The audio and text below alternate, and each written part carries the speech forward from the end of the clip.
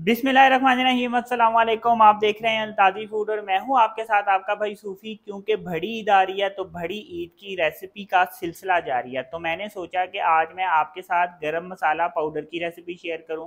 और गरम मसाला पाउडर की रेसिपी की फरमाइश भी आई थी कि ये मेरे साथ शेयर करें, तो मैंने सोचा कि मैं इसको वीडियो बना के आप तक पहुँचाऊँ कि गरम मसाला पाउडर हम किस तरह से बनाएंगे। क्योंकि ये जो ख़ास करके गरम मसाला पाउडर होता है ये हमारी हर रेसिपी पे लाजमी डलता है। गोश्त बनाएं, बिरयानी बनाएं, चावल बनाएं, पुलाव बनाएं, कुछ भी बनाएं, दाल सब्जी, उसमें ये ज़रूर डलता है। लेकिन ये होता है कि अगर हम कोई चीज़ गोश्त वगैरह बना रहे हैं तो थोड़ा ज़्यादा डलता है, दाल वगैरह में ये कदरे कम डलता है, बहुत ज़्यादा नहीं डलता। तो कौन सी चीज़ें, कौन से मसाले हम डालेंगे तो हमारा जो गरम मसाला पाउडर है इसकी खुशबू ज़्यादा होगी, और जब हम अपनी रेसिपी में इसको डालेंगे तो इसका जो जायका है, टेस्ट है, वो बहुत ज़्यादा मज़ेदार होगा। तो एक एक चीज़ बताऊंगा कि कौन सी चीज़, कौन सा मसाला हमने किस तादाद में डालना है। तो वीडियो शुरू करने से पहले आपसे रिक्वेस्ट है कि अगर आप मेरे चैनल पर नए हैं तो मेरे चैनल को सब्सक्राइब कर लें, क्योंकि आपका भाई लाता है आपके लिए रोज़ाना बड़ी ही मज़ेदार किस्म की रेसिपी। तो चलें फिर शुरू करते हैं।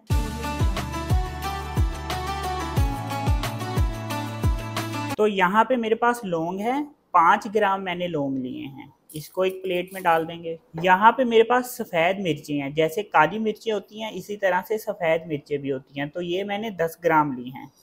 यहाँ पे मैंने काली मिर्चें ली हैं, काली मिर्चें मेरे पास 15 ग्राम हैं, ये भी इसमें डाल देंगे। सब्ज़ इलायची ली है, सब्ज़ इलायची मैंने 10 ग्राम ली है।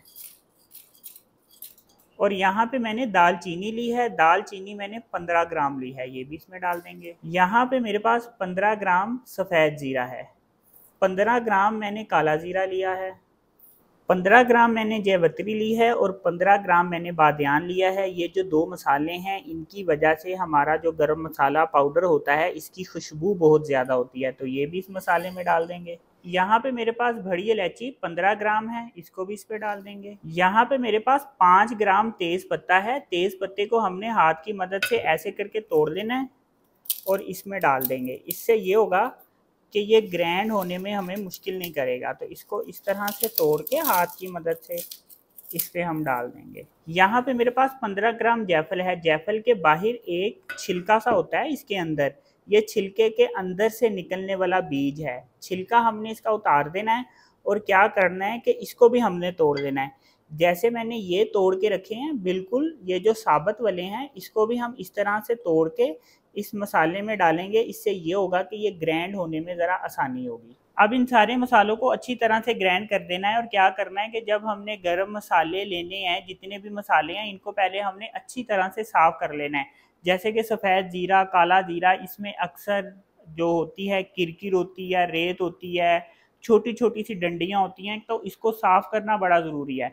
तो जितने भी मसाले हैं एहतियातन आप इसको साफ़ कर दें। लौंग भी जब हम मार्केट से लेकर आते हैं तो इसमें भी बाज़ औक़ात होता है कि एक्स्ट्रा डंडियाँ होती हैं, तो वो फिर हमारे मसाले का टेस्ट ख़राब करते हैं। तो इसलिए ये जितने भी मसाले हैं हमने इसको साफ़ करके अच्छी तरह से फिर हमने इसको मिक्स करना है और फिर हमने इसको ग्राइंड करना है। तो यहाँ पे मैं इसको ग्राइंड कर लूँगा। अब ये देखें, ये जो बड़ी इलायची है, बड़ी इलायची को हमने क्या करना है कि बड़ी इलायची को हमने इस तरह से छुरी की मदद से ऐसे करके खोल लेना है। ये देखें, ऐसे करके हम इसको खोल लेंगे। और इसका ये जो छिलका है, ये छिलका हमने वेस्ट नहीं करना, इस छिलकों को भी हमने ग्राइंड करना है।